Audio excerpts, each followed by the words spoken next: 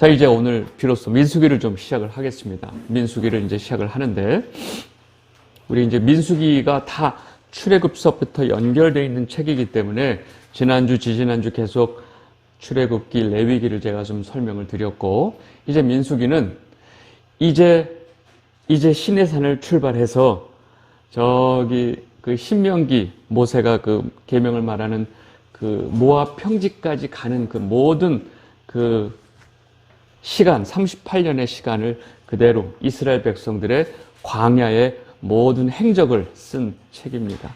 그래서 이걸 보통 광야 행적기라고 말을 하는데, 엄밀히 말하면 유랑이란 말 들어보셨죠? 정처 없이. 방황이란 말도 적절합니다. 왜냐하면 엄밀히 말하면 지금 이스라엘 백성들이 그 가나안으로 가는 길이 10하루길이에요. 10하루길. 이 10하루길을 40년을 걸쳐서 가는 거예요. 왜요? 자격이 안 되니까.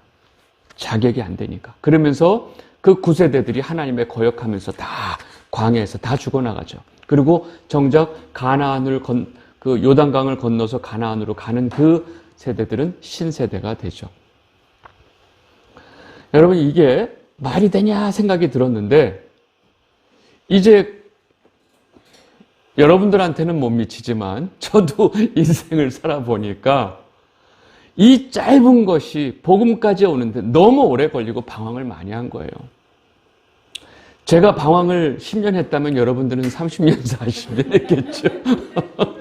아니, 이 성경에 있는 예수 그리스도의 복음까지 오는데 우리가 얼마나 많은 방황의 시간을 거쳤는지 말도 못하더라고요. 그래서 이 이야기가 단순히 이스라엘 백성들의 이야기가 아니라는 거를, 이게 다시 보면서 또 너무나 뻔히 아는 사건이고 사실이지만 이것을 이렇게 받아들이고 이해하는 게 또 달라지는 거죠. 이게 민수기입니다. 그리고 이제 민수기의 첫 시작은 인구조사, 숫자를 세는, 백성의 수를 세는 것부터 시작을 하는데, 민수기 처음에 조사를 하고 두 번째, 거의 이제 모압 평지에서 두 번째, 이렇게 인구조사가 두 번이 나옵니다. 요 인구조사 두 번 사이에 일어나는 일들이죠. 첫 번째는 시내산 떠날 때고, 두 번째는 가나안 들어가기 직전에. 그래서 첫 번째 인구조사의 대상은 9세대였고, 두 번째 인구조사의 대상은 신세대가 되는 거죠. 요 두 번의 인구조사 사이의 사건들이 바로 민수기다. 그 전체적으로 간략하게 이제 한번 민수기를 정리를 해보면 1장서부터 10장까지 오늘 우리가 볼 내용인데, 요 1장서부터 10장까지 해서 이 9장까지 내용은 첫 번째 인구조사, 또 여러 가지 규례를 또 추가를 하죠. 그리고 진을 배치하고 레위인의 역할에 대해서 설명을 하죠. 왜요? 이제 출발을 해야 되니까. 10장에서 출발을 하거든요. 시내산을. 그러니까 출발하기 직전에 모든 이야기들이 다 나옵니다. 준비하는 단계죠. 그러고 나서 이제 11장서부터 이제 그 시내산을 떠나서 나오는 일인데, 떠나자마자 또 음식 가지고 불평하고 또 탐욕을 부리고, 그래서 백성들이 중간에 죽어나가고, 또 미리암, 모세에 가장 가까운, 누구보다도 모세를 지지해야 될 아론과 미리암이 모세를 거스르죠. 그 구수 여자 때문에 그런데 구수 여자는 핑계야. 완전 핑계예요. 그러면서 하나님이 너에게만 말씀하시냐? 이러면서, 그래가지고 하나님이 이것들이, 그래가지고 바로 문둥병 생기죠. 그래서 모세가 다시 중보기도 하면서 다시 돌아오는 사건이 있는데, 그 다음에 이제 13장, 14장에 사실은 제일 좀 핫한 사건인데, 이게 가데스 바네아 사건인데, 가데스 바네아에서 하나님께서 너희들은 각 지파에 똘똘한 놈 하나 뽑아서 12명이 팀을 꾸려서 가나안에 정탐을 보내라. 너희가 가서 이러이러이러한 것을 정탐하고 와라. 그랬는데 갔다 와서 이 12명이 그 말하는 그 의견 때문에 백성들이 난리가 나죠. 그 중에 오로지 갈렙과 여호수아만 옷을 찢고 아니다라고 얘기하는데, 10명의 이야기를 듣고 백성들이 다 나가고 우리 이제 더 이상 못 가겠다고 진군을 거부하게 됩니다. 이 사건이 결국은 이스라엘 백성들이 38년의 그 방황기에 들어가는 하나의 계기가 되죠. 그리고 이 사건을 통해서 너희들은 반드시 못 들어갈 거야 하고 하나님께서 말씀하세요. 그러면서 38년의 그 시간이 가게 됩니다. 이 사건을 보면 정말로 이해 안 되는 부분도 사실은 있어요. 어떻게 이렇게 밀어날까? 어떻게 이렇게 밀어날까 하는 생각이 들면서 요즘은 그 사건이 우리도 똑같구나 하는 생각이 드는 거죠. 저 미련함이 우리에게도 똑같이 있었구나라는 생각이 드는 거죠. 우리가 아니고 저, 그리고 여러분, 뭐 이렇게. 그리고 15장에서 25장까지 내용은 끊임없이 이스라엘 백성들의 불평이 이어집니다. 거기에 이제 고라당 반역 사건이 일어나죠. 아론에 대해서 이 지휘부에 대해서. 사실 고라당은 이게 레위 지파 안에서 일어난 일인데, 참, 이 고라당 반역 사건이 일어나고, 또 물 없다고 막 불평하는 이 몇 번에 반복되다가 모세가 마지막에 이제 사실은 완전히 좀 화가 나서 혈기를 부리죠. 그래서 반석을 명하여 물을 내라 했는데, 그냥 모세가 그냥 지팡이를 땅땅 2번이나 쳐버리죠. 그러니까 하나님이 브리바 사건의 걸 통해서 너는 가나안에 못 들어가. 계기가 되고, 또 이제 노뱀 사건 있죠? 그 사건도 일어나고, 막판에 거의 모압 땅에 와서는 또 그 발람 선지자 있죠? 모압 왕 발락의 사주를 받은 발람 선지자가 이 이스라엘 백성들을 저주해야 되는데 그 입을 하나님이 틀어막고, 오히려 축복하는 사건이 터져서 결국은 자기의 돈 받은 역할을 못하니까 막판에 가서 이 발락 모압 왕에게 사실은 힌트를 주죠. 발람의 꾀를 알려줘요. 그래서 벌어지는 사건이 그 시딤에서 이 모압 여자들이 찢어진 치마 입고 와가지고 남자들을 유혹해가지고 결국 음행을 저지르는 일이 일어나죠. 난리가 나죠.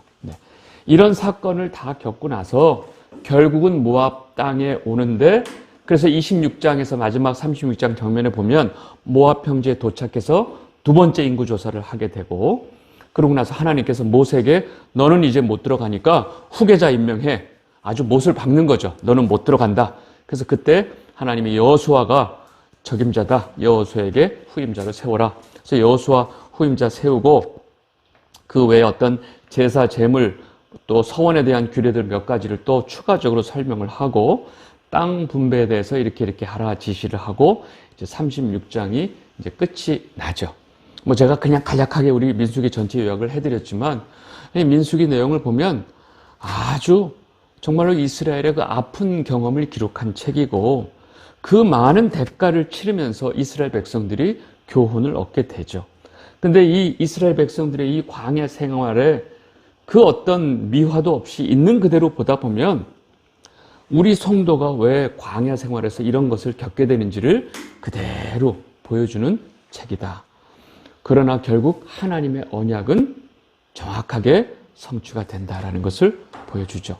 이제 오늘 우리 한 10장까지도 몰 것 같은데 그 내용을 보다 보면 하나님의 계획이 한치도 틀어짐 없이 모든 내용 안에 들어가 있다는 것을 우리가 알게 됩니다. 자, 이 정도 요약을 하고 우리 이제 1장의 내용을 좀 첫 번째 보겠습니다. 1장 1절에 보시면요. 첫 번째 하나님께서 뭐라고 얘기하시느냐. 이스라엘 자손이 애굽 땅에서 나온 후 둘째 해, 둘째 달, 첫째 날. 헷갈리죠? 2년 2월 1일. 시내산에서 출발하는 날은 2년 2월 20일이에요. 그죠? 근데 지금 2년 2월 1일이니까 출발하기 20날 전에 인구조사를 명령하는 거죠.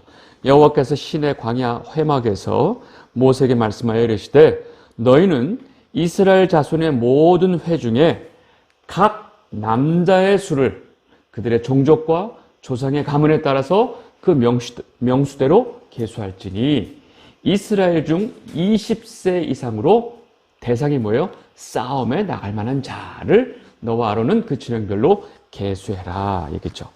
여기서 우리가 이제 봐야 될 거는 일단은 각 남자죠. 남자를 종족별, 조상별, 가문에 따라서 쭉 계수를 하는 거고요.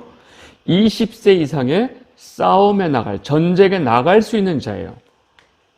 20세 이상이고 남자인데 전쟁에 나갈 수 없는 자들이 있죠. 장애인들이 있을 거고 심신이 또 약해서 못 가는 사람들이 다 제외가 되는 거죠. 그러니까 결국은 전쟁에 나갈 수 있는 숫자. 그래서 결국은 그 12지파의 각 지파별로 쫙 어느 지파가 총 몇 명이고 어느 지파가 몇 명이고 쭉 나옵니다. 아주 상세하게 다 나와요. 그래서 다 총 계산해 봤더니 60만 3,550명. 네. 60만 3,550명. 이제 끄트머리 자르면 60만 명. 네, 60만 명이 되죠. 네. 근데 여기서 12지파의 계수를 했는데 레위 지파는 빼요. 레위 지파를 뺀단 말이죠. 하나님이 빼라고 그래요. 보면 그러나 레위인은 그들의 조상의 지파대로 그 계수에 들지 아니하였으니 이는 여호와께서 모세에게 말씀하여 이르시되 너는 레위 지파만은 계수하지 말며 그들을 이스라엘 자손 계수 중에 넣지 말아라. 레위 지파는 빼. 예. 그러면 12지파 중에 레위 지파가 빠지면 11개 지파 아니에요. 근데 계수하는 거 보면 12지파가 나오거든요. 그러면 어떻게 된 거죠? 잘 보시면 야곱의 12아들 중에 레위가 빠지고 요셉 있죠. 요셉 대신에 요셉의 두 아들이 일로 들어오죠. 요셉의 두 아들 에브라임하고 므낫세가 여기 들어오죠. 그러면서 12이 채워지는 거죠. 네, 그래서 12지파가 그렇게 됩니다. 그래서 이후에 이스라엘의 12지파는 레위는 빠지고 요셉도 빠지고 요셉의 그 두 아들이 자신의 삼촌들과 똑같이 같은 격으로 들어옵니다. 여러분 이거는 야곱이 고센에 가가지고 드디어 요셉을 만나가지고 뭐 울고불고 하고 뭐 끌어안고 네가 살아있었구나 뭐 하고 나서 이제 정리가 된 다음에 야곱이 그 아들 요셉을 불러요. 불러가지고 뭐라 그러냐면요. 내가 애굽에서 와서 내게 이르기 전에 애굽에서 내가 낳은 두 아들 에브라임과 므낫세는 내 것이라. 그리고 루벤과 시몬처럼 내 아들, 내 바로 밑에 아들들과 똑같이 족보가 될 거야 라고 그래요. 누가 얘기하냐면 야곱이 지금 얘기한 거예요. 상책에서. 근데 나중에 12지파에 그대로 요셉은 빠지고 지금 에브라임하고 므낫세가 하나의 지파를 이루게 되죠. 그래서 레위가 빠지면서 12지파가 되는데 창세기는 레위 지파가 빠지고 뭐 이런 얘기 안 나오거든요. 근데 지금 이미 이 12지파를 레위 지파가 빠진 거를 이미 야곱의 예언을 통해서 준비를 하고 계셨던 거죠. 네. 그럼 레위 지파는 뭘 하냐? 다른 11개, 그 12개, 그러니까 에브라임 므낫세까지 해서 12지파는 병역의 의무를 갖고 있는 거예요. 전쟁에 나가면 무조건 나가야 되는 그 병역의 의무가 있는데 그럼 이 레위 지파는 무슨 역할을 하느냐? 하나님께서 레위 지파의 역할을 정확하게 설명을 해주세요. 뭐냐면 그들에게 레위 지파죠. 그들에게는 증거의 성막, 그 다음에 모든 기구와 그 모든 부속품을 관리하게 하라. 성막과 관련된 모든 것을 레위 지파가 관리해라. 그들은 그 성막과 그 모든 기구를 운반하며 거기서 봉사하며 성막 주위에 진을 칠지며 그 다음에 성막을 운반할 때 지금 성막을 쳤다가 다시 텐트 걷듯이 걷어서 움직여야 되고 다시 세워야 되고 하는 거죠. 성막을 운반할 때 레위인들이 이것을 다 운반할 것이고 다시 성막을 세울 때도 레위인들이 이것을 다 세울 것이다. 근데 이 성막 주변에 레위 지파, 너희들 말고 다른 지파의 외인들이 오면 바로 죽여라 그래요. 성막 경계 관리 부대죠. 그러니까 이들이 마치 성막에서 막 뭐 제사만 한다고 해서 그 군인과 상관없는 게 아니라 이 레위인들이 성막 주변에 외지인들이 오면 바로 죽일 수 있는 그러니까 경계 부대 역할까지 한 거죠. 네. 레위인들에게 가장 중요한 임무는 이 성막은 당시에 이 쇳덩어리들이 하나님에게 올 수 있는 그 제사를 통해서 길을 열어주셨지만 지 멋대로 함부로 올 수가 없는 영역이에요. 그래서 이 하나님의 이 거룩을 지켜야 하는 그 레위인들의 임무가 있어서 이 하나님의 성막에 함부로, 즉 하나님의 이 거룩을 함부로 무시하는 인간들은 바로 죽을 수밖에 없다는 것을 이 규례를 통해서 알려주시는 거죠. 그러니까 실제로 오면 바로 죽이게끔 돼 있어요. 함부로 성막에 오지 말아라.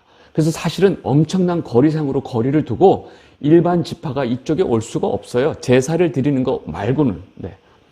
그래서 이 모든 성막과 성막 주변에 성막에 관련된 그 안의 비품들을 다 관리하도록 이 모든 것을 레위 지파한테 이름을 한 거죠. 네. 그래서 이 부분에 대해서 하나님 뭐라고 그러시냐면, 레위는 증거의 성막 사방에 진을 쳐서 이스라엘 자손의 회중에게 하나님의 진노가 임하지 않게 해라. 만약에 한 사람이 잘못하면 그 한 사람의 문제가 아니라 이스라엘 전체의 진노가 가기 때문에 이 부분은 엄하게 철저하게 해라. 그래서 레위는 증거의 성막에 대한 책임을 지킬지니라 라고 이 레위인의 그 역할에 대해서 아주 분명하게 설명을 해 주시는 거죠. 네. 그리고 이제 하나님께서 이제 이 이야기를 하시는데 뒷부분에 가면 이 레위인들은 내 거다 그래요. 근데 그 내 거라고 하는 근거가 뭐냐면, 너희들 그 애굽에서 나오기 전날 원래 장자가 다 죽어야 되는데 내가 살려줬어. 그 모든 12지파의 그 장자들의 수를 계산했더니 레위 지파의 숫자랑 똑같아요. 나중에 200 몇 명이 차이가 나요. 그러니까 장자의 수가 더 많아, 레위 지파보다. 그럼 그 200 몇 명은 나한테 세겔로 속전으로 바쳐라. 그래서 이 모든 12지파의 장자들의 숫자를 하나님께서 레위 지파로 내 거다라고 말씀을 하시는 거죠. 그래서 이 레위 지파를 통해서 하나님이 이 성막에 관련된 모든 일을 맡기려고 미리 준비를 시킨 거죠. 그 얘기가 이제 3장에 나오는데, 보라, 내가 이스라엘 자손 중에 레위인을 택하여 이스라엘 자손 중에 태를 열어 태어난 모든 자를 대신하게 하였은즉 레위인은 내 거다. 처음 태어난 자는 다 내 것임은, 내가 애굽 땅에서 그 처음 난 자를 다 죽이던 날에 이스라엘의 처음 태어난 자는 사람이나 짐승이 다 거룩하게 구별되었으니 그들은 내 것이 될 것이니라. 나는 여호와니라. 그냥 살려준 줄 알았더니 아니네. 그 하나님께서 그 첫째를 다 거룩하게 구별을 해서 그 첫째 숫자 대신 레위 지파를 하나님의 그 내 것, 하나님의 어떤 전문 지파로 만드신 거죠. 이 레위 지파의 이 사명은 아주 하나님께서 처음서부터 이렇게 분명하게 얘기를 하셨는데, 제가 요번에 가만히 생각을 해보고 전체 이렇게 내용을 보니까 레위 지파는 애시당초 행동 거지가 달랐어요. 여러분 잘 기억해 보세요. 지금 이렇게 민수기 와서 하나님이 지금 출발하기 20일 전에 지금 이 얘기를 하시는 거잖아요. 하시는데 그 전에 모세가 시내산에 도착하자마자 하나님께 십계명을 받으려고 산에 올라갔죠. 꼭대기에 불타는 산에 올라갔어요. 40주야를 안 내려오니까 모세가 죽었나 보다 하고 밑에 백성들이 뭔 짓거리 하죠? 금송아지 만들고 난리를 떨죠. 난리를 떨고 그 금송아지 하나님께 십계명판을 들고 왔다가 그 금송아지 차려놓고 주변에서 막 놀고 막 그 음란하게 그 우상숭배하는 모습을 보고 돌판 하나가 깨지고 다시 받아오는 사건이 있죠. 근데 그때 모세가 이 모든 일을 추진했던 사람들을 처리하는 과정이 나옵니다. 그래서 이스라엘 이 모세가 이 딱 그 진문에 서가지고 여호와와 함께하는 자는 다 내게 와 했을 때 딱 이 모세 옆에 붙어가지고 이 백성들을 처리하는 그 지파가 레위 지파예요. 이 장면을 여러분 기억하실 거예요. 출애굽기에 나오는 32장에 나오는 건데, 모세가 본즉 백성이 방자하니 이는 아론이 그들을 방자하게 하여 원수에게 조롱거리가 되게 하였습니다. 이에 모세가 지문에 서서 이르되 누구든지 여호와의 편에 있는 자는 내게로 나오라 하며 레위 자손이 다 모여서 그에게로 딱 나오는지라. 기억나시죠? 그 다음에 어떻게 하냐면 모세가 그 레위 자손들에게 이르되 이스라엘의 하나님 여호와께서 이렇게 말씀하시기를 너희는 각각 허리에 칼을 차고 진 이 문에서 저 문까지 왕래하며 각 사람의 형제, 각 사람의 친구, 각 사람의 이웃을 죽여라 라고 말씀하시면서 레위 자손이 모세의 명대로 그 나라의 백성 중에 3,000명가량을 죽임을 당하니라. 이 금송아지 일을 벌렸던 그 주동자들, 관련된 자들을 다 죽여버리는 거예요. 근데 그들이 누구냐? 각 친구고 또 형제고 또 이웃이에요. 근데 이 순간에 모세의 명령대로 칼을 차가지고 그 사람들을 다 죽이는 일을 하는 게 쉽냐고요. 마치 지금 이 모습을 보면 모세의 친위 부대 같은 느낌이 있죠. 이 백성들과는 구별된 자들의 느낌이 있어요. 저도 이 내용을 전체적으로 연결해서 보니까 이 레위 지파는 어떻게 이렇게 행동할 수 있었을까? 여러 자료들을 보면 이미 금송아지 막 세우려고 백성들이 난리를 떨 때 이 일에 대해서 거듭 반대하면서 이건 아니다. 왜 우리가 지금 이 하나님 여호와 하나님 계신데 너희들이 지금 이 금송아지 섬기면서 지금 이 짓을 하느냐? 여기에 거듭 반대했던 지파가 레위 지파였고, 저는 그냥 또 하나 추측컨대 모세와 아론이 어느 지파예요? 레위 지파죠. 그래서 그 모세 처음에 태어날 때 보면 레위 사람 중에 하거든요. 그러니까 모세가 레위 사람이기 때문에 모세가 모든 이 일을 하는 데 있어서 레위 지파는 특별히 모세에 대해서 각별하게 이제 그 모세의 뜻을 따르지 않았을까? 근데 결국은 하나님께서 이 레위 지파는 따로 하나님의 이 성전을 섬기는 일을 시키죠. 그래서 제가 이번에 다시 한번 민수기를 정리하면서 이 레위 지파의 모습에 굉장히 하나님이 특별하게 이야기를 하는 모습을 좀 볼 수 있었어요. 그래서 이들은 어떻게 처음서부터 이렇게 모세 편에 서서 하나님 편에 서서 이렇게 일을 할 수 있었을까? 저 3,000명을 죽이는 게 쉽지는 않았을 거예요. 네. 근데 레위 사람들이 이 모든 일을 했습니다. 저는 모든 백성들이 정신머리 없이 그렇게 금송아지 하고 거기서 먹고 잔치를 부리고 그 난리를 떨 때 딱 이건 아니야. 이건 잘못됐어. 이건 하나님께 지금 죄를 범하는 거야 하고 딱 각을 세우고 있었던 그 레위 사람들의 모습이 보이는 거예요. 그때 다른 지파에서 그 레위 사람들을 보고 뭘 했을까요? 니들이 뭘 잘났어? 니들은 뭐가 다른데? 지금 우리 이렇게 나와가지고 여기서 지금 완전히 지금 고아되고 지금 여기서 다 죽게 생겼는데, 우리를 섬기는 애굽에서 섬기던 저 신한테 잘 보여가지고 다시 돌아가야 될 거 아니야? 라고 온 세상 사람들이 말할 때, 온 백성들이 말할 때 레위 지파는 딱 거기에 거부를 하고 있었던 거예요. 제가 그래서 이 레위 지파의 그 당시의 모습을 가만히 보고 있으니까 이 세상과 타협하고 놀고 있는 모든 사람들 속에서 딱 구별이 되어 있는 성도의 모습이 보이는 거예요.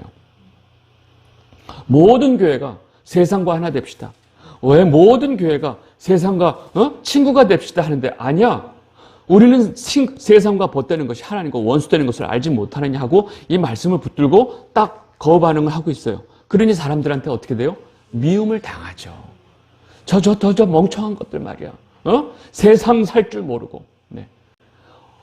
지금 이 시대가 모든 교회에서 다 설탕과 조미료를 마음껏 퍼붓고 있고 거기에 입이 다 완전히 인이 백혀 있는 사람들밖에 없는데 어쩌자고. 그 당시에 레위인들이 그랬던 것 같아요. 여러분, 북이스라엘 모든 백성들이 지금 그때는 아합과 그 이세벨이 왕과 왕비로, 그때 이세벨이 더 힘이 셌죠. 온 천지에 바알과 아세라 신당을 만들고 바알과 아세라 그 선자들이 400명, 450명 전국에 깔아놓고 아주 그냥 바알과 아세라 섬기는 붐을 일으켰어요. 모든 이 북이스라엘 백성들이 지금 바알과 아세라를 섬기는 거는 이건 안 하는 게 바보야. 왜? 나라에서 권장하니까. 네.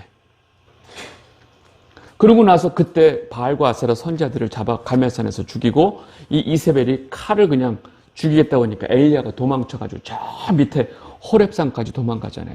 호렙산이 그 미디안 저 시내에 있는 호렙산, 모세가 하나님을 만났던 거기까지 도망간 거예요.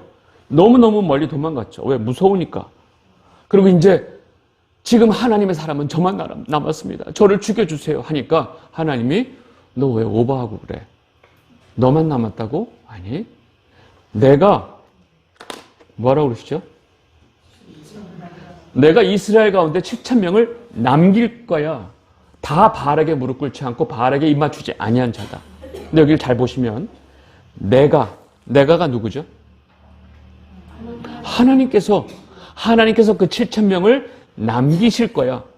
어느 시대든지 이 세상에 타협하지 않고 하나님의 뜻을 붙들고 이 세상의 그 우상숭배의 세력과 타협하지 않는 자들을 하나님께서 남기신다고요. 우리 각자가 열심히 노력해서 그런 게 아니고 하나님께서 그 7,000명을 남기신다고요. 그 7,000명에 우리가 들어가 있는 것이 너무 감사한 일이라는 거예요. 우리가 뭐 잘나서 그런 게 아니고. 여러분, 하나님께서 모세가 진 문 앞에 서서 너희는 어느 편에 설 거야? 여호와 편에 서 있으면 다 이쪽으로 와 라고 이제 여러분들한테도 이야기를 할 겁니다. 그럼 우리는 어디에 설 건지 태도를 분명하게 하셔야 돼요. 거기서 상황 판단하고 재기 시작하면 못 움직이죠. 왜? 여기가 쪽수가 많으니까. 여러분, 쪽수를 보고 편을 가르는 게 아니고 우리는 하나님 편에 서야 되고 말씀 편에 서야 되고 예수 그리스도를 붙드는 편에 서 있어야죠. 세상을 따를 것인지 하나님을 따를 것인지 우상을 따를 것인지 예수 그리스도를 따른 것인지 우리는 사실 매 순간 결정해야 돼요. 왜요? 매 순간 세상은 우리한테 너 어느 편에 설 거야. 레위인들은 하나님께서 완전히 구별해서 너희들은 내 것이다 그랬어요. 근데 여기서 끝이 아니었어요. 나중에 땅을 분배할 때 레위인은 땅이 없어요. 레위 지파는 하나님께서 땅도 주지 않았어요.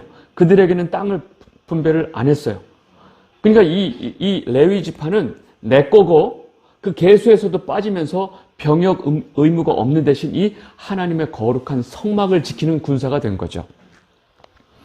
그러면서 성경에서 뭐라고 그러냐면 이 레위 지파는 레위 사람은 너희 중에 분깃이 없나니 나중에 이제 여호수아는 그 땅을 분배하는 장면이 나오거든요.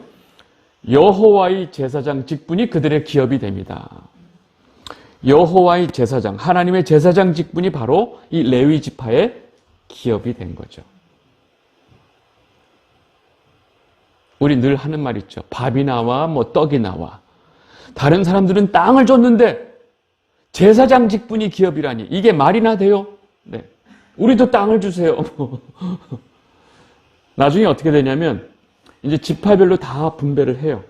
다 분배를 하고 각 지파의 땅에서 성읍들 중에서 네 성읍을 다 차출을 해서 이스라엘 레위 지파에게 48개의 그 성읍을 따로 줍니다. 그래서 레위 사람들이 이스라엘 자손이 기업 중에서 받은 성읍은 모두 48 성읍이요. 12지파니까 4개씩 주면 48이죠. 네. 그럼 뭐예요? 지금 레위 지파는 각 지파에 다 흩어져 산다는 거죠. 그 지파들 속에서. 이게 왜 그러냐면 레위인들은 각 지파의 땅에 흩어져 살면서 이 각 지파의 사람들이 하나님의 율법을 지키며 살도록 가르쳐야 되는 제사장의 역할이 있었거든요. 그래서 이 레위인들은 각 지파 속에 살면서 자신들의 땅이 없지만 그 24반차대로 돌아가면서 성막을 섬기고 남은 시간은 그 지역에 있는 그 다른 지파가 하나님의 율법대로 살 수 있도록 이들을 가르치고 이끌고 하는 역할을 했던 거죠. 네. 이게 레위 지파의 역할이었어요. 그러니까 레위 지파는 병역의 의무는 없지만 사실은 더 큰 의무를 주신 거죠. 땅의 기업도 없어요. 네. 이게 이렇게 레위인들은 결국은 이 사람들이 제사를 드리면서 와서 그 제물에 대해서 제사장 몫이 있거든요. 네. 그래서 이 제사장 몫으로 띄는 것들이 결국은 레위인들이 먹는 한마디로 이제 그게 기업이고 그게 이제 그것이 자신들의 어떤 살아가는 방도인데 문제는 나중에 사사기에 보면 이 이스라엘 백성들이 제사를 엉터리로 드리고 안 드리고 하면서 레위인들이 먹고 살 수 없는 상황이 돼버려요. 그러니까 레위인이 돌아다니면서 자기 일자리를 구하고 알바 구하러 다니면서 사건이 터지는 거죠. 그 사사기 뒤에 보면 그 미가의 신상 나오는 장면이 있어요. 이때 이 젊은 레위인이 그 자기가 살던 베들레헴을 떠나가지고 막 배회하고 다니다가 그 미가 신상 집에 들어가죠. 거기서 야 레위인이야. 레위인이 우리 집에 제사장 됐어. 그래서 미가가 좀 돈 좀 있는 집이야.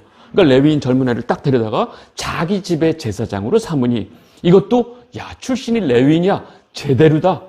그러면서 이 사람들이 레위인은 그래도 이 제사장의 어떤 출신이라는 것을 굉장히 중요하게 여기면서 야, 오리지널 출신이 제사장 됐어 하면서 너무 좋아하는 장면이 나와요.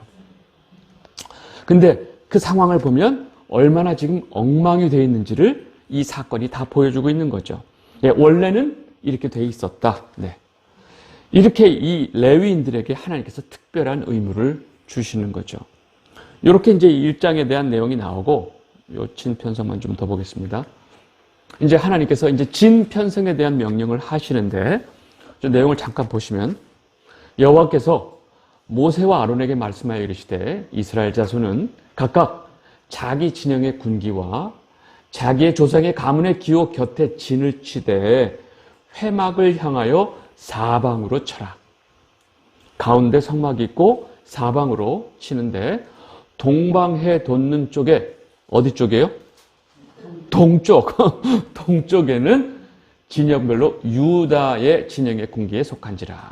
유다 자손의 지휘관은 암미나답의 아들 나손이요. 즉 동쪽에는 유다 지파가 치게 해라 해서 어느 지파에는 북쪽에, 어느 지파는 서쪽에, 어느 지파는 남쪽에 쫙 하나님 다 명령을 하세요. 그래서 결국은 제가 딱 정리를 해보면 동쪽에는 유다, 이사갈, 스불론 세 지파가 동쪽에 딱 진을 치게 돼 있고요.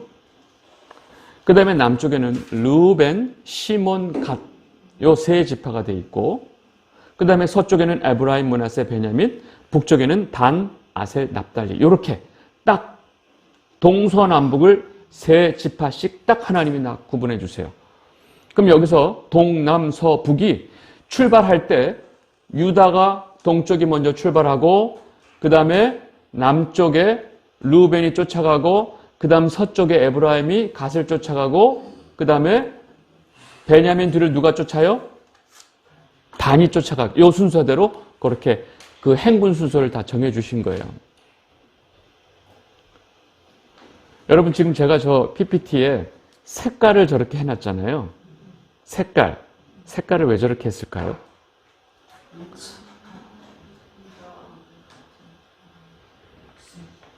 제가 하나님께서 이렇게 편성을 해놓은 걸 가만히 보니까 하나님이 다 생각이 있어. 그냥 저렇게 한 게 아니야. 보세요. 요거는 이제 지파별 그림으로 해놓은 거고 그 다음을 보셔야 돼요. 레아, 야곱의 그 레아의 아들을 보면 첫 번째 보세요. 르우벤 낳고 시므온 낳고 레위 낳고 유다까지 낳고 그 다음에 견디다 못해서 라헬이 자기 여종을 줘가지고 빌하를 통해서 단 납디를 낳죠. 그러니까 너만 종 있어? 그리고 언니가 또 자기 종 실바를 줘서 갓 아셀을 낳아요. 그러다가 그 다음에 레아가 다시 이삭을 스불론을 낳는 거죠. 그리고 이제 나중에 라헬이 진짜 사랑하는 라헬이 요셉과 베냐민을 낳는데 보세요. 결국 이삭을 스불론이 레아가 나중에 낳지만 저 위로 제가 갖다 붙여보니까 레아의 같은 엄마 배에 나온 그 동배의 자식들이 르우벤, 시므온, 레위, 유다, 이사갈, 스불론이죠. 그러니까 유다가 넷째고 넷째, 다섯째, 여섯째를 딱 한 팀으로 배열을 해주신 거예요. 근데 첫째, 둘째, 셋째 르우벤, 시몬, 레위를 하려고 보다니까 레위는 빠지죠. 이 하나가 빠지는 거를 지금 실바의 아들 갓 지파를 거기다 집어넣은 거죠. 그리고 라헬의 아들, 그러니까 라헬에 낳은 요셉은 요셉과 베냐민이죠. 근데 요셉이 에브라임과 므낫세 두 지파로 갈렸잖아요. 그러니까 에브라임, 므낫세, 베냐민을 한 팀으로 나눈 거죠. 그럼 이 지파가 훨씬 더 결속력이 있죠. 그리고 마지막에 그 빌하에 낳은 단 납달리와 실바에 낳은 아들 아셀하고 한 팀을 만든 거죠. 근데 여기서 우리가 알아야 될 거는 레아의 처음 아들 르우벤이 장남인데 장남이 헛짓을 했어. 아주 몹쓸 짓을 했어. 저 그 빌하와 이제 동침을 하게 되는 아버지 그 아내를 건드는 사건 때문에 르우벤은 장자권이 뺏겨요. 그러면서 그 장자권이 누구한테 가냐? 유다한테 가요. 그래서 유다, 스불론, 이사갈, 스불론이 제일 전방에 동쪽에서 딱 선두가 되는 거고요. 그 다음에 연결돼서 그 레아의 그 아들인 르우벤, 시므온, 갓이 두 번째.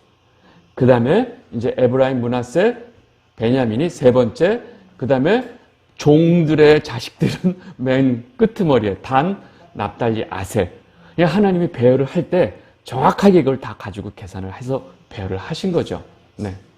아, 서자도 서러운데 차별하시네. 뭐 하나님은 정확하게 구분하세요. 그래서 보시면 이게 그렇게 제가 색깔별로 구분을 해 놓은 거죠. 그리고 여러분 기억하실지 모르겠지만 요셉의 아들 에브라임하고 므낫세 중에 누가 형인지 혹시 아세요? 므낫세가 형이에요.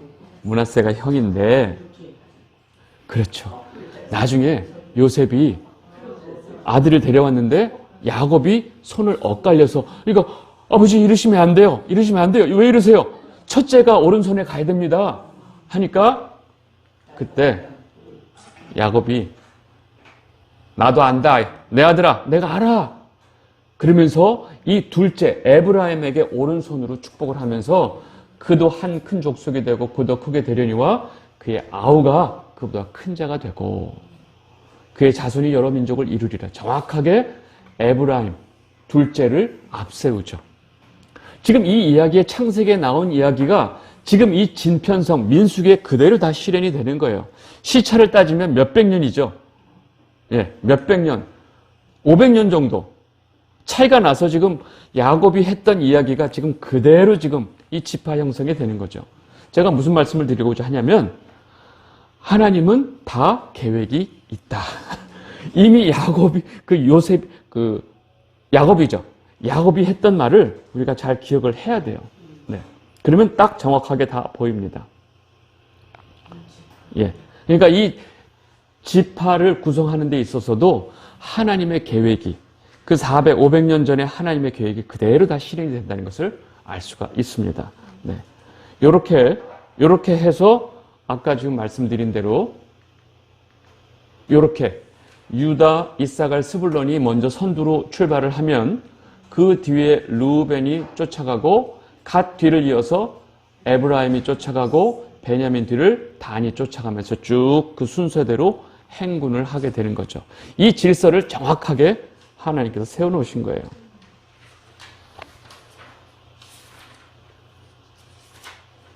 한치의 오차도 없다.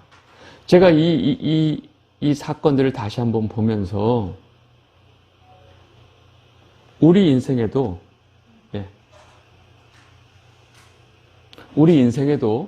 하나님께서 우리가 알지 못하는 오래전에 이미 다 계획을 하고 계셨다는 거예요. 지금 저 지파가 저런 형상에서 저렇게 하나님께서 명령대로 지파가 이렇게 같이 살지를 500년 전에 누가 알았냐고요. 근데 그것을 야곱을 통해서 이미 다 말씀을 해주신 거예요. 기가 막히죠. 여러분들의 삶 속에서도 이미 하나님의 계획이 다 알지 못해서 그렇지 이미 하나님의 계획들이 흔적들이 다 있을 거예요. 그걸 찾아보세요. 저는 그거 찾다가 그 옛날에 싸움판에서 저를 다 끌어내신 걸 찾았어요. 고등학교 3학년 때부터 제가 뭘 알았어요. 그 싸움만 나면 하나님이 저를 그냥 거기서 빼내신 거죠. 그러면서 계속 방황은 했지만 계속 그 교회 싸움을 보면서 싸움만 나면 끄잡아내고 싸움만 나면 끄잡아내고 네. 그런 일이 있었어요. 여러분들 삶에서도 이렇게 하나님의 백성으로 끌어오기 전에 이미 하나님의 계획의 흔적들이 여러분들 삶 속에 있을 거예요. 한번 찾아보세요. 네. 놀라운 기억들이 있을 겁니다. 잠깐 쉬었다 하죠. 잠깐 쉬겠습니다.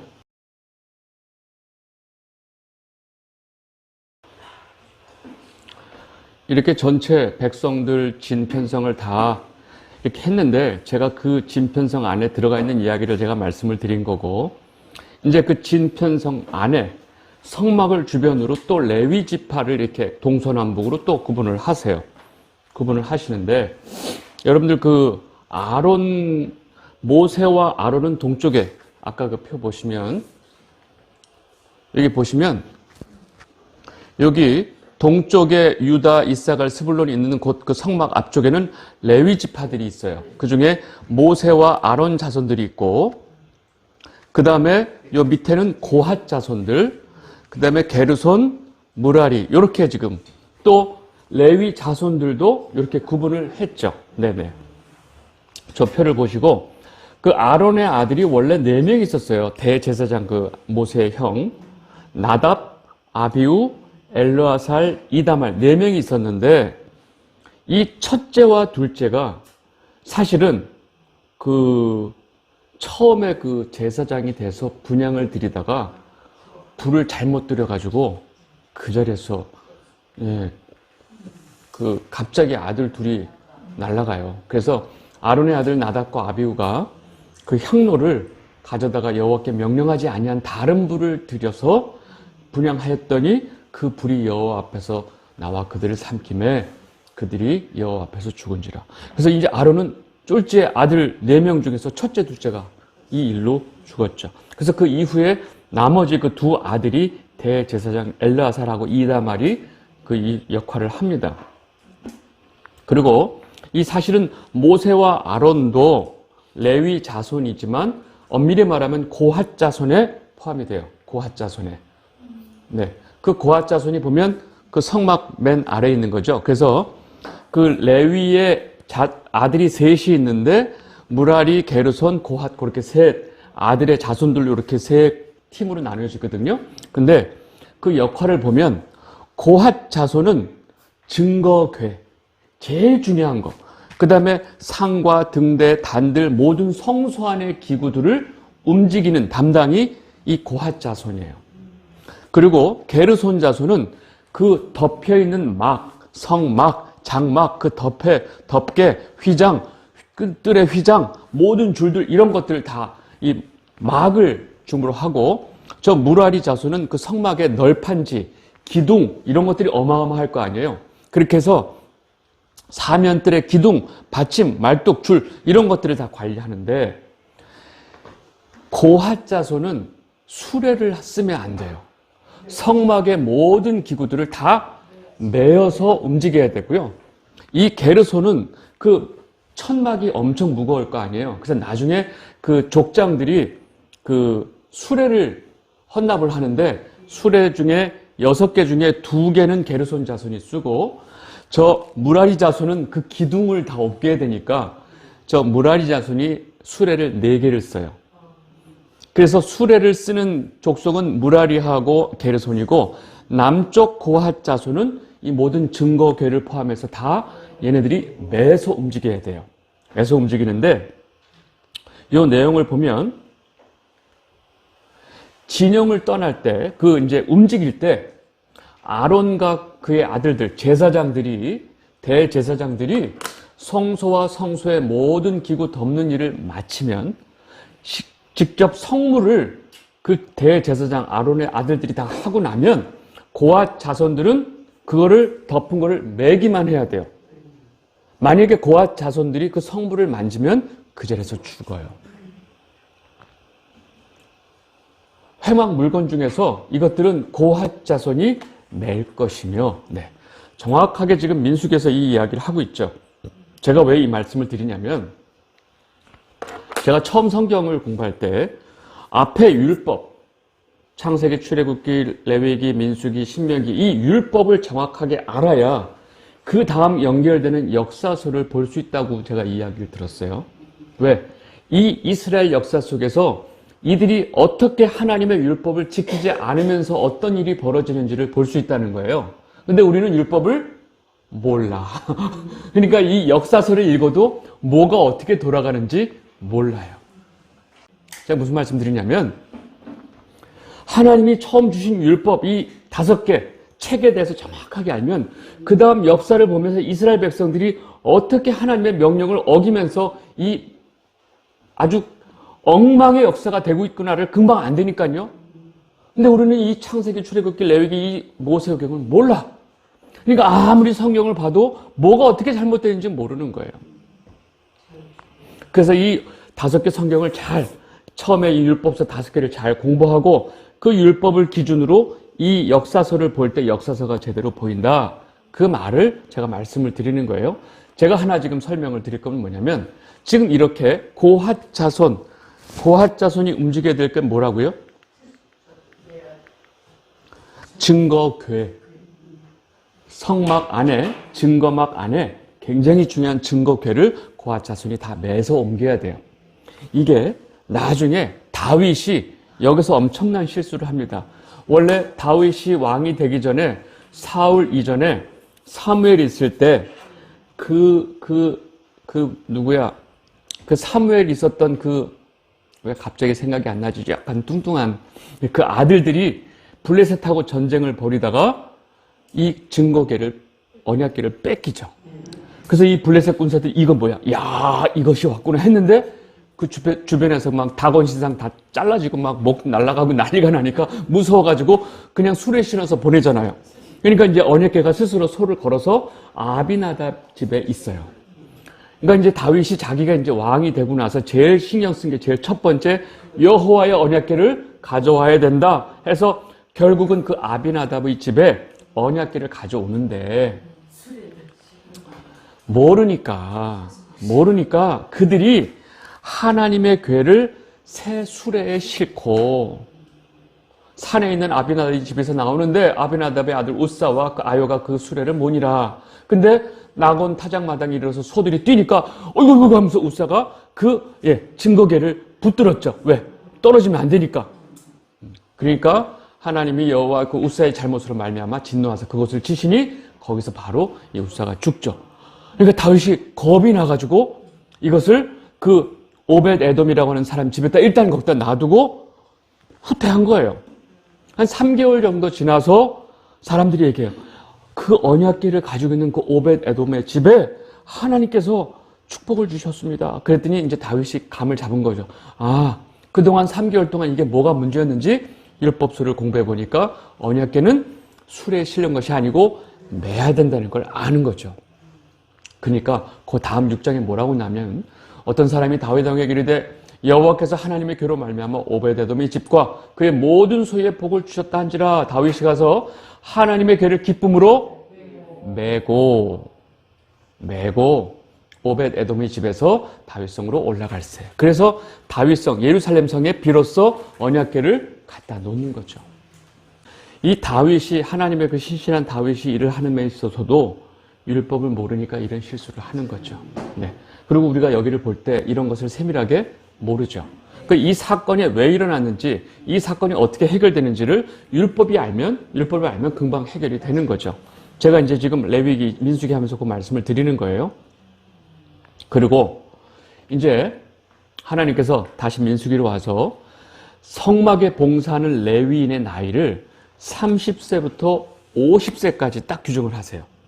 여호와께서 모세와 아론에게 말씀하여 이르시되 레위 자손 중에서 고핫 자손을 그들이 종족과 조상의 가문에 따라 집계할지니 곧 30세 이상에서 50세까지 회막의 일을 하기 위하여 그 역사에 참갈 만한 수를 계수하라. 성막에 일할 수 있는 나이가 30세부터 50세예요. 여러분 지금 30하고 옛날 30하고는 다르죠. 옛날엔 나이가 그러면 우리가 지금 하나 생각해 볼 건 지금 하나님께서 민수기 처음 이스라엘 백성들의 수를 계수할 때 전쟁에 나갈 수 있는 자로서 몇 살부터요? 20살. 근데 그 20살하고 비교도 안 되는 10살이나 많은 30살부터 성막을 섬길 수 있어요. 이게 뭐예요? 그 당시에 20살 되면 다 커서 전쟁에 나갈 수도 있었지만 이 성막을 섬기는 일은 그 20대, 그 당시에 20대가 감당할 수 없는 굉장히 중요한 일이고 숙련되고 정교한 일이라는 거예요.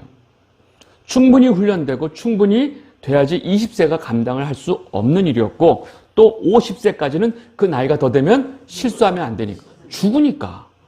그래서 하나님께서 철저하게 30세부터 50세까지 성막을 섬겨라. 이거는 생명과 연관된 일이기 때문에 철저하게 준비됐을 때 비로소 일을 할 수 있다는 거죠. 그래서 이 30세를 가지고 사람들이 예수님도 그래서 30세 때 공생애를 시작했다. 생명을 다루는 일에 그 육신적으로 30살이 그런 어떤 의미가 있는 거죠. 그래서 이렇게 레위인들에게 이러한 역할들을 다 주시고 이제 5장 넘어가면서부터 이제 어떤 얘기가 나오냐면 그 이스라엘 백성들이 친 그 진에서 부정한 것들은 다 내보내라. 그래서 실제로 이제 문둥병, 유출병 환자는 몸에서 계속 피가 나는 거를 얘기하죠. 문둥병은 요즘 한센병이라고 그러는데 문둥병의 한센병의 특징이 뭐죠? 고통 센서가 없어요. 고통의 센서가 없어요. 예. 그래서 이렇게 빡빡한 키를 돌리는데 일반인들이 아유 이거 이렇게 뻑뻑해요?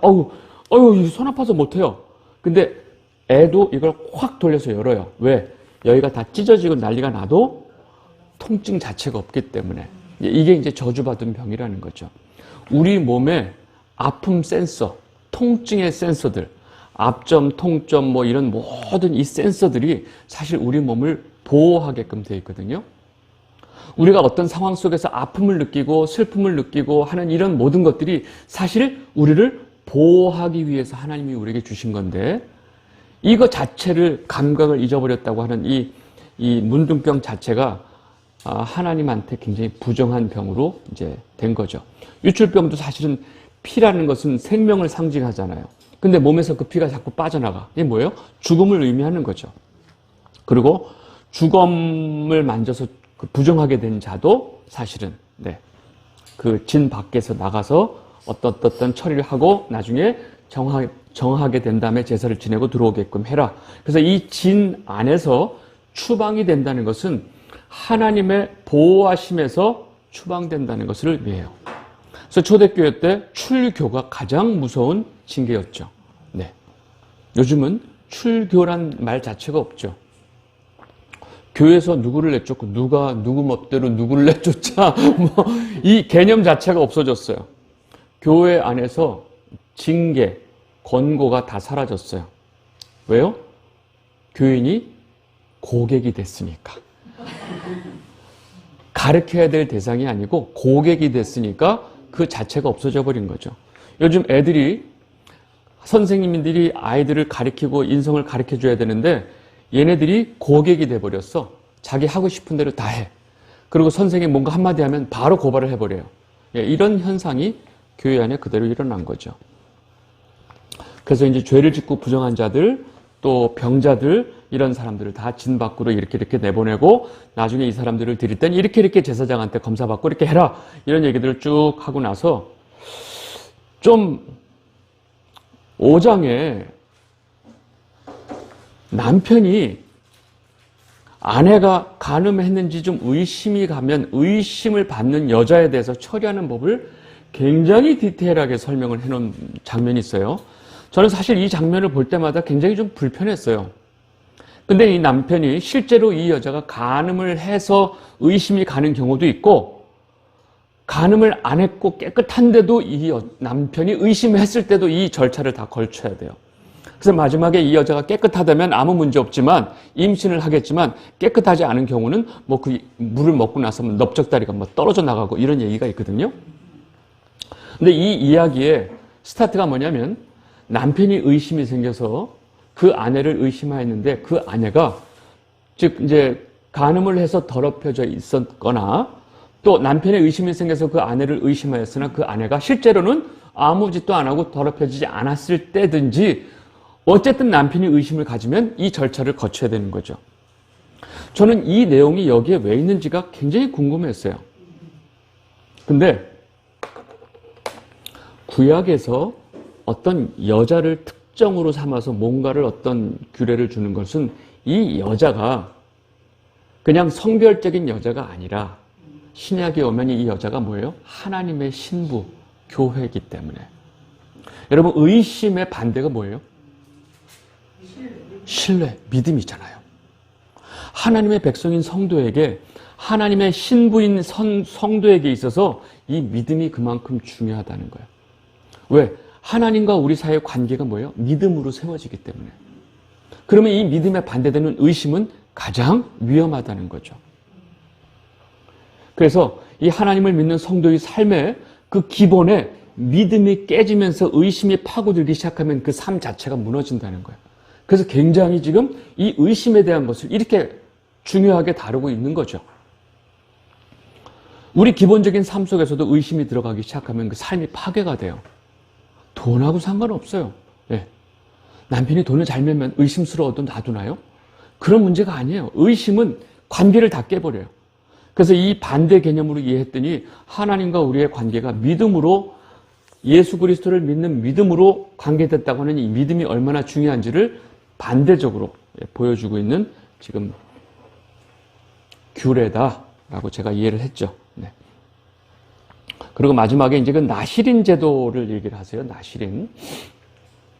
나시린에게 이 나시린은 말 그대로 구별된 자, 성별된 자, 내가 하나님께 뭔가 구별된 자로 살겠습니다 하고 서원을 하는 건데 어떤 기간, 제가 3년 동안 나시린으로 살겠습니다 할 수도 있고 평생을 나시린으로 이렇게 살아야 되는 그런 경우도 있어요. 근데 하나님께서 나시린으로 서원을 하게 되면 이 세 가지를 조심해라 그랬는데 첫 번째가 포도주와 독주, 뭐 포도 씨앗 뭐 이런 거 다 안 돼요. 무조건 포도 열매와 연결된 건 다 안 되고 포도 독주. 여러분 당시에 술은 거의 포도주죠. 네, 포도주와 독주. 술은 뭐 여러분들 뭐 좋아하시겠지만 술의 특성을 말씀드리면 언제나 술은 우리 인간의 그 죄성을 쉽게 드러나게 해요. 그리고 이성을 마비시키고 하나님의 백성으로서 본분을 지키는 것을 무너뜨려요. 술이 그 역할을 합니다. 그리고 하나님 외에 인간이 가지고 있는 육적인 탐욕을 탐닉하게 만들어요. 그래서 술만 먹으면 사람이 그 본성이 다 드러나는 거죠. 그래서 술과 독주는 안 되고 또 삭도를 대지 말라고 그러는데 이 삭도, 머리에 삭도를 대지 말라 하는 이 머리라는 것은 여러분 그 예수 그리스도가 교회의 머리고 교회는 예수 그리스도의 몸된 교회다. 머리는 그 사람을 통제하는 역할을 해요. 근데 머리에 삭도를 대지 않는다는 의미는 이 내 머리가 나를 통제하는 것이 아니고 내 위에 하나님께서 나를 통제하신다는 의미가 있어요. 내 머리를 관리하고 내 머리를 대고 딱 하면 이 머리가 나를 지금 통제하고 있다는 거죠. 네. 그래서 이 삭도의 의미는 다시 말해서 나보다 내가 내 뜻대로 내가 사는 것이 아니라 하나님 뜻이 내 위에 계신 하나님이 나를 통치하시고 나는 하나님의 뜻에 따라서 살고 하나님 뜻에 절대 복종하겠습니다의 의미가 이제 머리에 삭도를 대지 않는 거죠. 그 의미가 있습니다. 그리고 시체를 만지지 말라는 거. 여러분 시체는 죽음이죠. 죽음은 성경에서 보는 죽음은 뭐예요? 하나님이 죄에 대한 심판의 결과가 죽음이죠. 그래서 이 죄로 인한 하나님의 그 심판, 저주의 대가가 바로 죽음이에요. 그 시체는 그냥 그 죽음 자체이기 때문에 그 죽음 자체가 부정하기 때문에 이 거룩한 삶을 살아야 되는 나시린에게 이 절대로 맞지가 않는 거죠. 그래서 시체 곁에 가지 말고 손을 대지 말아라 하는 거죠. 그럼 아버지가 돌아가셨을 때 만지면 안 되나요? 꼭 이 질문을 하실 것 같아요. 그건 아니잖아요. 제가 그래서 여기저기 찾아봤어요. 그 질문을 하실 것 같아서. 요셉이 돌아가신 아버지 야곱의 이렇게 입을 맞추는 장면이 나와요. 네. 그 정도는 좀 이렇게 알아서 구분을 하시면 좋겠어요. 우리가 사랑하는 가족이 갔을 때 그 가족에 대해서 그렇게 예의를 표현하는, 자식으로서 예의를 표현하는 거와 지금 이렇게 일반적으로 시체 얘기하는 거랑은 좀 구별을 하시면 좋겠다. 네.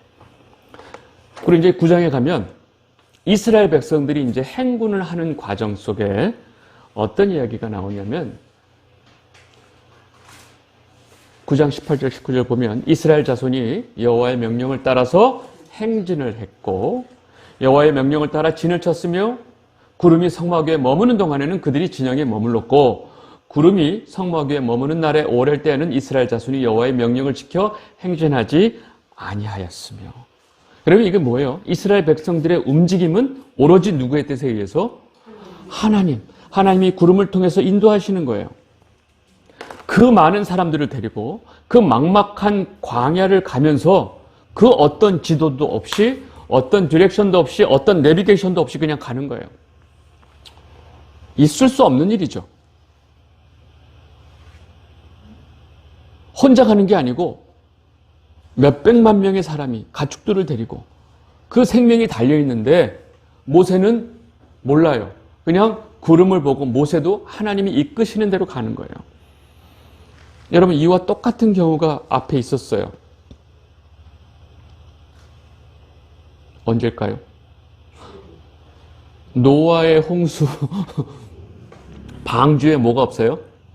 조종키가 없어요. 그 망망 그 대해에 그냥 떠 있을 뿐이에요. 이 배가 어디로 가는지 아무도 몰라. 네. 아라랏산에 머물 때까지 몰라요. 그냥 둥둥둥둥. 예. 여러분, 이게 우리가 계획을 세우고 철저하게 비전과 꿈을 갖고 목표를 가지고 목표 지향적으로 사는 거 굉장히 중요하다고 생각되지만, 제가 성경에 많은 걸 이렇게 보고 복음을 하다 보면 저같이 매사에 계획적으로 사는 인간이 제일 죄가 많은 인간일 수가 있어요. 왜요? 항상 내 뜻과 계획과 머릿속에 이 잔머리가 항상 있는 거예요. 근데 하나님이 이 모든 것을 다 쳐버려요. 더 이상 죄가 머리 굴릴 수 없는 상황까지 가요. 그러니까 머리를 많이 굴릴수록 도저히 굴릴 수 없는 상황까지 가는 거죠. 경험해 보세요. 재밌어요. 그 어떤 계획도 세울 수 없는 상황까지 끌고 내려가요. 또 계획해봐 한번. 이렇게 느낄 정도로. 아니, 그렇게 치밀한 계획을 가지고 사는 제가 그 어떤 계획도 세울 수 없는 상황까지 밀어넣고 한번 계획 세워봐. 이런 느낌이 있어요. 이제는 안 세우세요? 없어요, 저는. 저한테 자꾸 묻는데 저도 몰라요. 제가 항상 그러잖아요. 그러니까 이게 하나님의 백성이 살아가는 방식이에요. 하나님이 인도하시는 대로. 이거를 세상 사람들, 아니 왜 이렇게 깝깝하게 살아? 어떻게 사람이 계획이 없어? 어떻게 그렇게 살아? 여러분, 전 공부할 때 시간별로 계획을 다 세워서 공부하던 놈이에요. 그러니까 그렇게 사는 게 얼마나 힘들었겠어요. 근데 그동안의 삶을 보니까 그렇게 계획을 세웠던 모든 것들이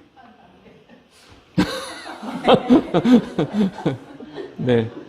그래서 이게 내가 계획하는 거랑 하나님이 내 삶을 계획하고 이끌어 가시는 거랑 어디 비교할 수 있겠습니까? 그러니까 나를 믿는다, 예수님을 믿는다, 하나님을 믿는다. 이게 뭐냐면 나를 더 이상 믿지 않고 하나님을 믿는 거예요. 하나님이 내 삶에 대해서 이끌어 가심을 전적으로 믿고 따르는 거예요. 이거를 이스라엘 백성들한테 훈련시키기 위해서 그 전체가 구름에 따라서 가도록 하신 거죠. 전적인 하나님의 주권적인 통치, 하나님의 전적인 인도하심, 돌보심을 믿고 가는 거예요. 그러지 않고서는 어떻게 이렇게 할 수 있냐고요. 앞으로 어떤 계획을 가지고 계시나요? 이런 질문 저한테 하시면 아무 의미 없어요. 저는 몰라요. 하루하루 살아요. 뭐 이런 거 있죠. 네. 그리고 이제 마지막에 제가 참 요 말씀을 보고 알았지만 또 다시 한번 보면서 너무 좋았어요. 그게 뭐냐면 이제 행진을 할 때 언약궤가 제일 앞장섭니다. 언약궤가 제일 먼저 가요. 근데 이 제일 앞장서는 유다 지파보다도 이 언약궤가 3일길을 앞서서 가게 돼 있어요. 그들이 여호와의 산에서 떠나 3일길을 갈 때에 여호와의 언약궤가 그 3일길을 앞서가면서 그들의 쉴 곳을 찾았고, 여러분, 제가 이 3일길을 보면서 또 마음에 이렇게 든 생각이, 아브라함이 이삭을 데리고 모리아 산에 가서 이삭을 바쳐야 되는 그 모리아 산으로 가는 그 길도 3일 길이에요. 제가 왜 그 생각이 났는지 모르지만, 여러분, 그 3일 동안에 사람은 여러 생각을 할 수 있어요. 작심삼일 뭐 이런 거 있죠. 가장 뭔가 흔들리기 쉬운 그 3일. 아브라함도 그 3일 동안 무슨 생각을 얼마나 했을까요? 혼자서 머릿속에 터질 것 같았겠죠. 왜 지금 갑자기 이삭을 바치라고 하지? 아니, 여호와가 그런 신 아닌데. 아니, 이렇게 지금 나한테 그렇게 어렵게 주셔놓고 이 자식을 바치라고? 이게 뭐지? 어떻게 되는 거지? 지금이라도 그냥 들고 튈까? 뭐 이러면서. 근데 튈 곳이 없다는 걸 알았죠. 결국 그 3일 동안 하나님이 이렇게 이삭을 바치라고 하는 그 하나님 마음을 깨닫고 모리아 산에서 이삭을 잡죠. 히브리서에 보면 아브라함이 이삭을 죽이려고 하는 그 순간까지 아브라함에게는 믿음이 있었어요. 내가 하나님의 명령대로 할지언정 하나님께서 다시 이 이삭을 주실 거라는 믿음이 있었어요. 왜요? 이미 경수가 끊어진, 생명이 끊어진 상황에서 이 아들을 주셨다는 걸 알기 때문에 생명이신 하나님께서 분명히 살려주실 거다라는 믿음을 가지고 가차없이 내가 할 때 멈추라고 하겠지? 여러분 그럼 못해요. 그냥 죽이려고 한 거예요. 그 순간 이제 하나님께서 막으신 거죠. 여러분 그 3일 길, 그 3일 길을 앞서서 언약궤가 가시는 거예요. 한 달을 앞서서 가는 것도 아니고 일주일을 앞서서 가는 것도 아니고 우리가 가장 혼란스러워하고 괴로워할 만한 그 3일 길을 앞서서 하나님께서 가시면서 우리 인생을 먼저 준비해 주시는 거예요. 여러분 앞으로 내가 어떻게 살아야 돼요? 걱정하지 마세요. 3일만 믿음을 지키세요. 3일 후에 하나님이 내 삶을 어떻게 준비하고 계신지가 보이니까. 네. 여러분 언제나 하나님 아버지가 우리보다 3일 길을 앞서 가시면서 우리의 모든 삶의 인생을 인도하고 계시고 준비하고 계세요. 여러분 그래서 걱정하지 마시고요. 계획하지 마세요. 무슨 계획하려고요? 안 하시죠? 하루하루 사시죠? 그리고 우리는 그 3일 길 동안 가끔 하나님이 안 보일 때가 있어. 하나님이 지금 내 앞에 가시는 거 맞나? 라는 의심이 들 때도 있어요. 근데 그 3일 길을 온전히 하나님만 신뢰하고 믿고 가면 돼요. 그게 우리의 성도의 본분이기 때문에 이렇게 3일 길을 앞서 지금 언약궤가 가고 있습니다. 아시겠죠? 네. 제가 이렇게 하고 딱 3일 후에 만나면 좋겠죠? 아니야. 일주일 후에 만나요. 우리는 3일 후에는 설교가 올라갑니다. 예. 그래서 여러분 또 잘 지내시고 제가 오늘 내용을 또 잘 정리해서 다음 주 수요일에 올라갈 테니까 복습하시고요. 네. 이제 다음 주서부터는 이 민수기 그 안에서 나오는 그 사건 사고들을 좀 더 팩트를 중심으로 좀 살펴봅니다. 살펴보면 너무나 말도 못해요. 네. 오늘 여기까지 하고 제가 기도하고 오늘 마치겠습니다. 사랑의 하나님 아버지, 이스라엘 백성들을 준비시키고 또 이들의 진을 편성하는 그 모든 계획 속에, 말씀 속에 하나님이 오래전에 말씀하신 모든 계획들이 다 실현되고 있고 또 이들을 앞서 3일 길로 먼저 인도하시는 그 하나님의 모습을 보고 구름 기둥으로 인도하시는 하나님의 모습을 보면서 우리 삶 가운데도 변함없이 우리를 인도하시고 우리를 통치하시고 우리를 지키고 보호하시는 그 하나님을 저희가 다시 한번 바라봅니다. 아버지 하나님, 정말로 내일 일 한 찹도 알 수 없는 저희들 삶 속에서 우리가 온전히 하나님만을 바라보고 온전히 하나님만을 붙들고 살아가는 저희들 되게 해 주시고 그 어떤 의심도 없이 온전히 믿음 위에 하나님과의 관계가 굳건해질 수 있도록 저희들에게 은혜를 더해 주시옵소서. 언제나 저희와 함께 해주시고 언제나 말씀을 통해서 우리의 믿음을 강건케 해주시니 감사를 드리고 또 멀리 가는 우리 주의 백성들 안전하게 갈 수 있게 해주시고 다음 주에 또 목요일 날 기쁜 얼굴로 만날 수 있도록 인도하여 주시옵소서. 감사드리옵고 이 모든 말씀 예수 그리스도의 이름으로 기도드렸사옵나이다. 아멘.